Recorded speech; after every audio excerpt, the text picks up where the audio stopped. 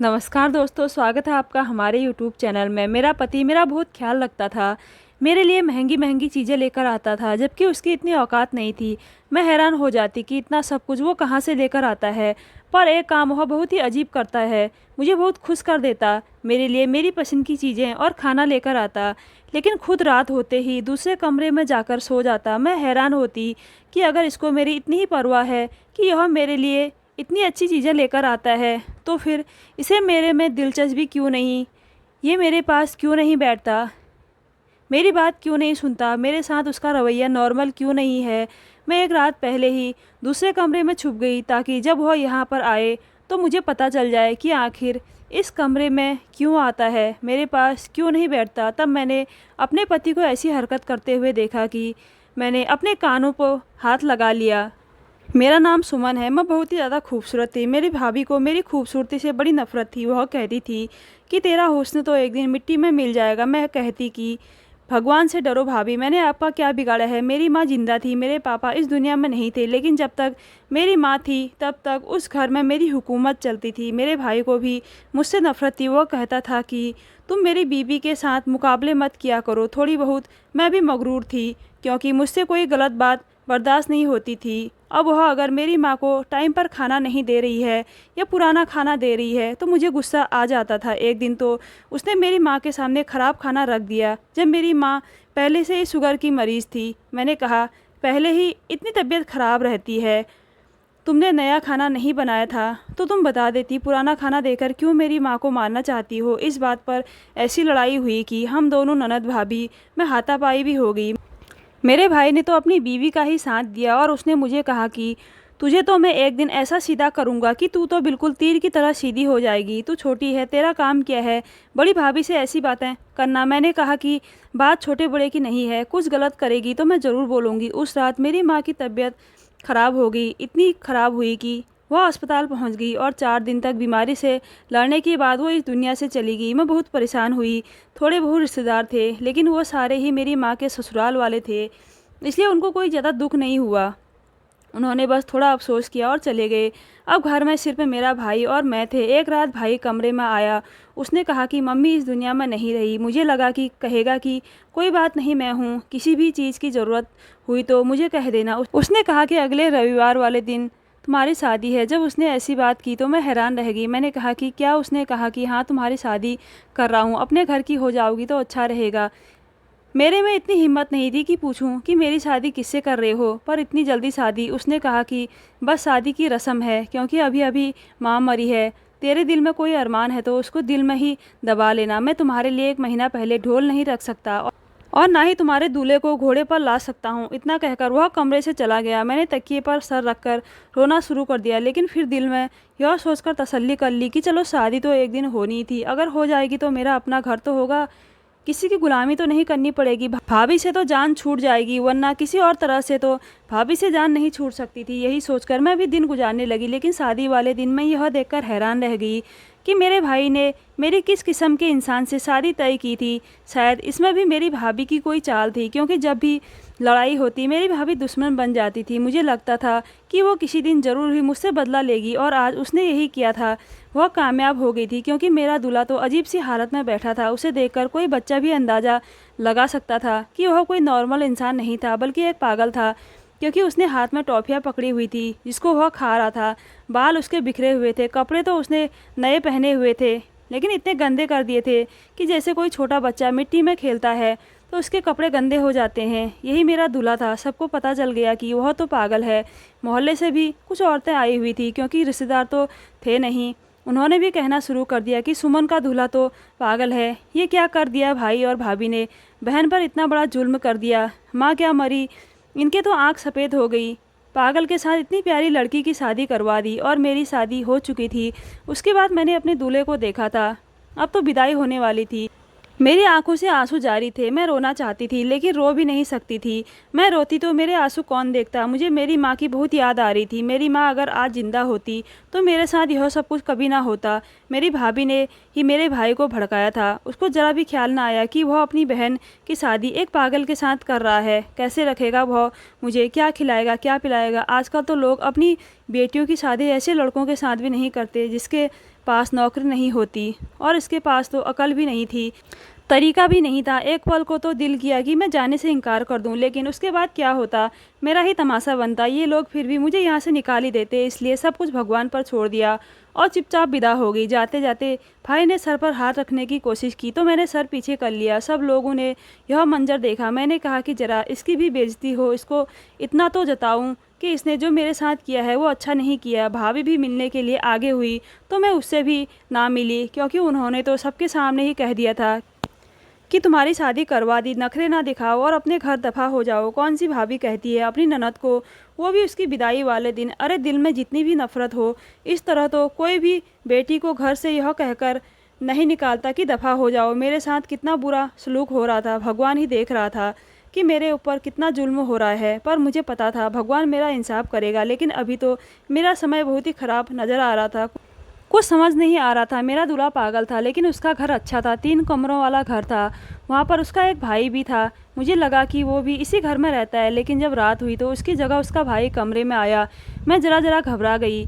उसने कहा, भाभी घबराने की ज़रूरत नहीं है, दरअसल ये भी मेरा अपना घर है, दूसरी जगह भी मेरा घर है जहाँ पर मेरी बीवी बच्चे मेरा इंतज़ार कर रहे हैं। अब आपको ही इसे संभालना है। वह क्या है कि मेरी बीवी की इससे नहीं बनती, क्योंकि उसके साथ इसके संबंध अच्छे नहीं है। माँ बाप हमारे भी नहीं है, बस अब आप हैं और आपका पति है, ये घर है। अगर आपको समझ ना आए कि कौन सी चीज़ कहाँ पड़ी है, फ़ोन करके पूछ लीजिएगा। दीवार पर मेरा नंबर लिखा हुआ है, पर अगर यह ज़्यादा तंग करने लगे तो भी आप मुझे बुला सकती हैं। लेकिन देखें, मैं भी बाल बच्चेदार आदमी हूँ। मेरी बीवी को मेरा यहाँ आना जाना ज़्यादा पसंद नहीं है। अगर कोई बहुत ही ज़्यादा इमरजेंसी हो तो ही आप बुला लीजिएगा, वरना खुद ही हालात को संभालने की कोशिश कीजिएगा, क्योंकि अब यह तो आपका ही पति और आपको इसके साथ ही रहना है।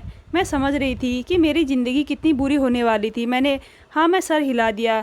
मैं और क्या कह सकती थी। उसने कहा, भगवान आपकी मदद करे, आप परेशान नहीं होना, एक दिन सब कुछ ठीक हो जाएगा। मुझे पता था कि वह तसल्ली दे रहा है, लेकिन फिर दोबारा कहा कि मैं आपको बताने की कोशिश कर रहा हूँ भाभी, कि एक दिन सब ठीक हो जाएगा, आप बिल्कुल परेशान नहीं होना। पता नहीं इसने इस बात को 2 बार क्यों बोला और इतना जोर देकर क्यों बोला। फिलहाल तो मुझे कुछ समझ नहीं आ रहा था। मैंने कहा, ठीक है। मेरा पति दूसरे कमरे में बैठा था। जब मैं उस कमरे में गई तो हैरान रह गई। यह कमरा शायद उसी का था। यहाँ पर काफ़ी सारी चीज़ें टूटी हुई थी, पर कुछ खिलौने वगैरह भी पड़े थे। शायद उसका दिमाग बचकाना था। उसने मुझे देखा तो मैं डर गई। मुझे लगा ये मुझसे कोई बात करेगा, कुछ बोलेगा या कोई काम कह देगा, पर उसने ऐसा कुछ नहीं किया। मैं चुपचाप जाकर अपने कमरे में सो गई। मेरा दिल तो किया दरवाजे को अंदर से कुंडी लगा लूं, लेकिन फिर मैंने ऐसा नहीं किया। कहने में बड़ा अजीब लगता है, लेकिन इतनी सुकून की नींद पहले कभी नहीं आई थी। आँख खुली तो मैं हैरान रह गई। सामने मेरा पति बैठा था, उसे देखकर मैं डर गई। फिर जब मैंने टेबल की तरफ देखा तो मेरी आँख खुली की खुली रह गई। टेबल पर तो नाश्ता पड़ा हुआ था। नाश्ता तो बाजार का लग रहा था। मैंने उसकी तरफ देखा और आसपास देखा। मुझे लगा शायद उसका भाई आया है और वही नाश्ता लेकर आया है, लेकिन घर में कोई भी नहीं था। बाहर वाला दरवाज़ा तो अभी भी बंद था।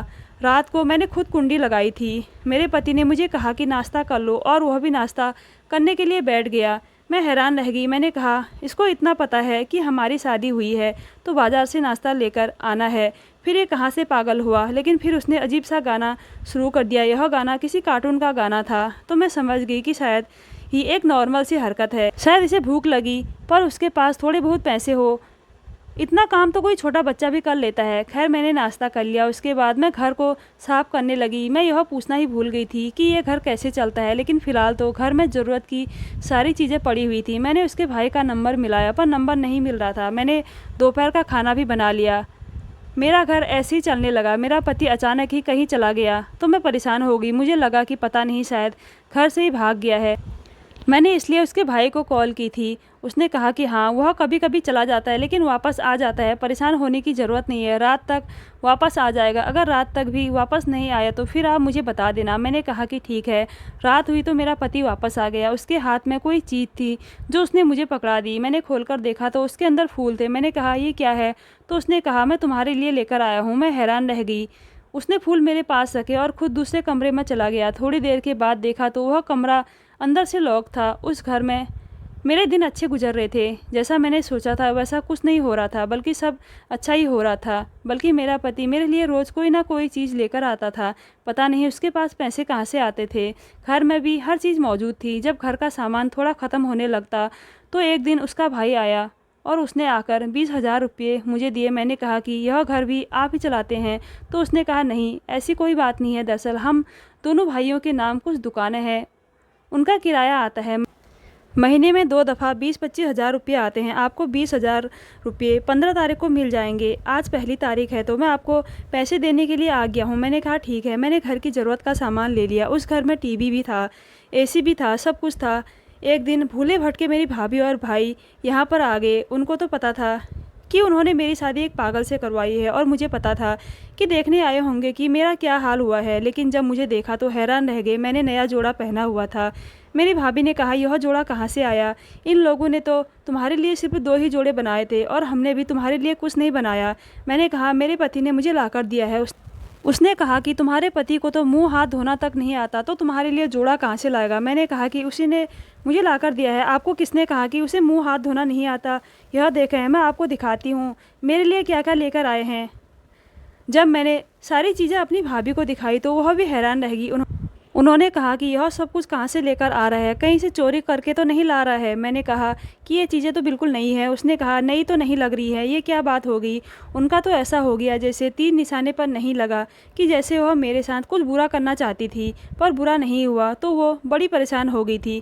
खैर मैंने भी सर उठाकर उनको सारी चीज़ें दिखाई और मैं बड़ी खुश हो गई। मेरी भाभी ने कहा देखो शायद मैंने जल्दबाजी में आकर गलत फैसला कर लिया था, लेकिन तुम तो खुश लग रही हो। मैंने अपने भाई को भी कहा कि आपने कोई गलत फैसला नहीं किया, मैं वाकई खुश हूँ, मुझे कोई दिक्कत नहीं है, मुझे इस घर में किसी चीज़ की कोई कमी नहीं है। अभी तो गरीब लोग थे, अगर हमारी शादी होती तो हमारे जैसे लोगों में ही होती, लेकिन यह देख लें ये लोग तो आपसे अच्छे हैं। इस घर में तो एसी भी लगा हुआ है, गर्मी तो होती भी है तो सुकून से नींद आती है। मेरी भाभी का मुंह लटक कर रह गया था। मुझे पता था कि घर जाते ही यह मेरे भाई से झगड़ा करेगी। अच्छी बात है, मुझे खुश देखकर घर जाते आपस में झगड़ा करते, यही उनकी सज़ा थी। मेरा पति मुझसे कोई बात नहीं करता था, मेरी चीज़ें भी लेकर आता था, मेरा ख्याल भी करता था, मेरा ध्यान भी रखता था। एक दिन मैं जा रही थी कि मेरे पाँव पर कोई चीज़ से लग गई तो उसने मेरे पाँव पर पट्टी बांधी, लेकिन रात होते ही वह दूसरे कमरे में चला जाता था और अंदर से लॉक लगा देता था। मैं बड़ी परेशान होती थी कि यह किस किस्म का मामला है। मैं उससे बात करना चाहती थी, पूछना चाहती थी। मैंने फिल्मी ड्रामे में सब देखा था कि मोहब्बत से इंसान ठीक हो जाता है, शायद मैं भी उसको ठीक कर लेती और अगर वो ठीक हो जाता तो फिर इस दुनिया का सबसे अच्छा मर्द होता, क्योंकि खूबसूरत वो था ही, जवान भी था, पैसों की कोई कमी नहीं थी, घर भी उसका अपना था, घर में इतना सारा सामान भी था। अगर ऐसा ही होता तो मेरी पूरी ज़िंदगी सेट हो जाती, लेकिन वो मुझसे बात नहीं करता था। मेरी एक दोस्त पागलों की डॉक्टर बन गई थी। उसने मुझे एक बात बताई थी कि ऐसे लोगों को बहुत प्यार और मोहब्बत की ज़रूरत होती है और अगर इनकी ज़िंदगी में कोई हो तो वो उसे बहुत प्यार और मोहब्बत देते हैं, मतलब आम इंसान से ज़्यादा। लेकिन पर यह तो मामला उल्टा था। आहिस्ता आहिस्ता मुझे बात समझ में आने लगी कि जो भी मामला है उसका ताल्लुक उस कमरे से ज़रूर है, क्योंकि मेरा पति उस कमरे में ही चला जाता था। इसलिए मैंने सोच लिया कि मुझे पता लगाना होगा कि ये उस कमरे में क्या करता है। मैं एक बार उस कमरे में गई थी पर वहाँ पर ऐसा कुछ भी नहीं था। मेरी भाभी ने लोगों को कहना शुरू कर दिया था कि पागल से शादी हुई है, लेकिन वह बड़े अच्छे हालात में है। उसके मुंह से निकल गया होगा कि यह बात मुझ तक भी पहुंच गई थी, क्योंकि मोहल्ला तो एक ही था। मैं कहती थी कि हाँ भगवान का शुक्र है, मैं तो बहुत ज़्यादा खुश हूँ, मेरे पास सब कुछ है, मेरे पास पैसे भी होते थे, घर के सारे मामलात मेरे हाथों में होते थे, पैसे आ जाते थे, मेरा पति मेरा ख्याल भी करता था और रोज़ मेरे लिए कोई ना कोई चीज़ भी लेकर आता था। वह कहाँ जाता था मुझे नहीं पता। मैं एक बार उसके पीछे पीछे गई, लेकिन मुझे रास्ते का नहीं पता था, इसलिए मैं वापस आ गई कि मैं ही कहीं गुम ना हो जाऊं। और वो तो मेरी आंखों के सामने से ही ना जाने कहाँ चला गया।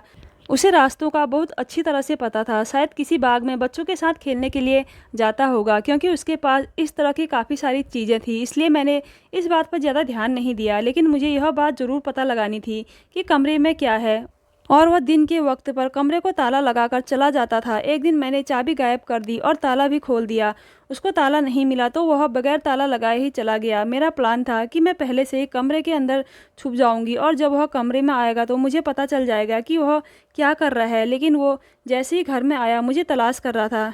मुझसे कभी कभी थोड़ी बहुत बातें भी कर लेता था। उसको मेरा नाम भी याद हो गया था, मुझे मेरे नाम से ही बुलाता था। कभी कभी देखकर बड़ा ही दुख होता था कि यह भी तो किसी की औलाद है, कितना खूबसूरत नौजवान है और इसके साथ ना जाने क्या हुआ है कि ये पागल हो गया है। जाहिर है यह पागल पैदा तो नहीं हुआ होगा, क्योंकि कहते हैं ऐसे लोगों की उम्र कम होती है, शायद इसके साथ कुछ हादसा हुआ हो।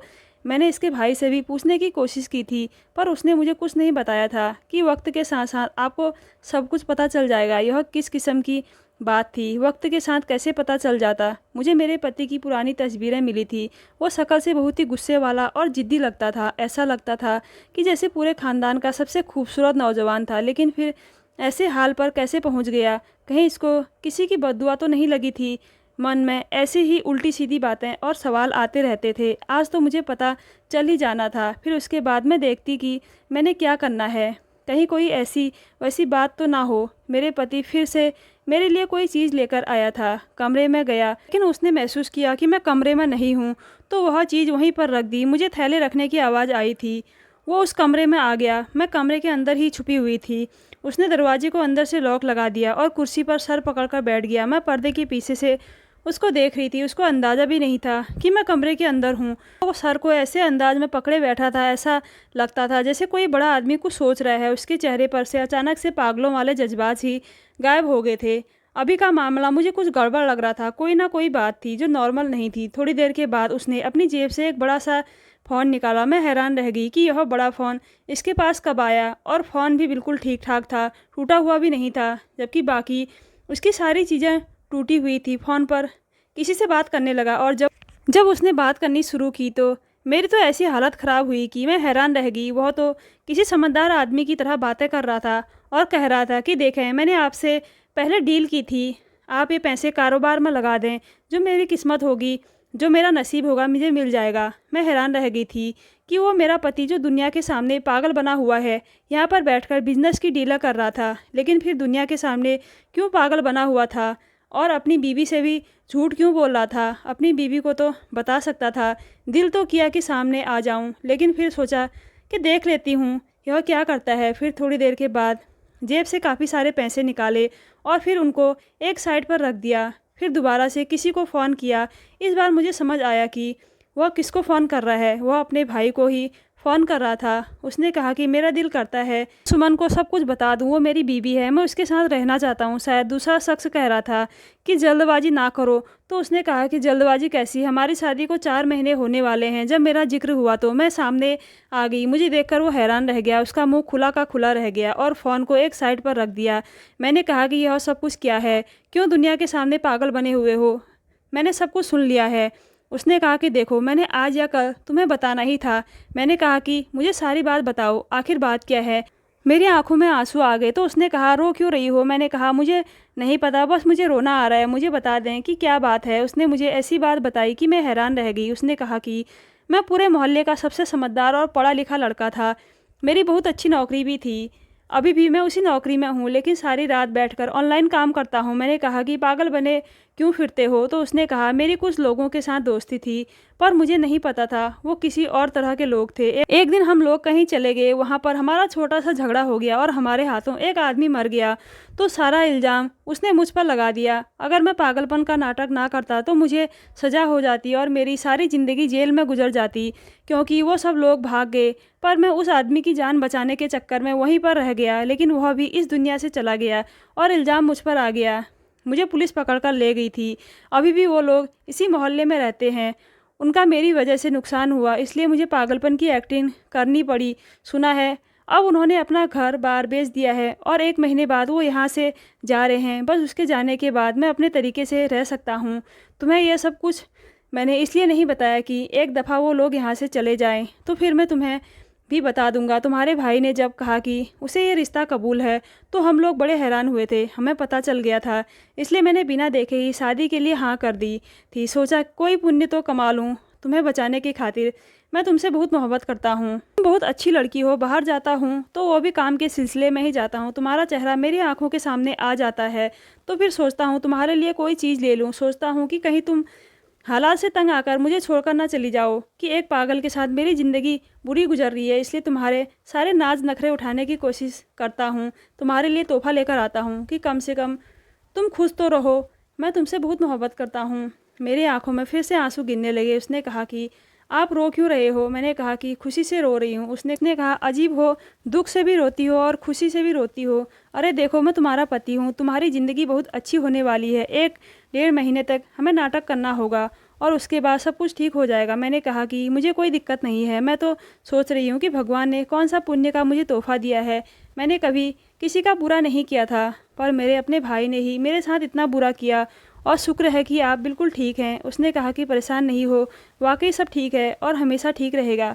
मैं तुम्हारा पति हूँ, हमेशा तुम्हारा ख्याल रखूँगा, तुम्हारे साथ रहूँगा, हमारी ज़िंदगी बहुत अच्छी होगी। और ऐसा ही हुआ। आहिस्ता आहिस्ता यह बात मशहूर कर दी। मैंने अपने पति का इलाज करवा लिया है और हमारी ज़िंदगी मिसाल बन गई। तो दोस्तों, कैसी लगी आज की स्टोरी? अगर अच्छी लगी तो मेरे चैनल को ज़रूर सब्सक्राइब कीजिएगा। धन्यवाद।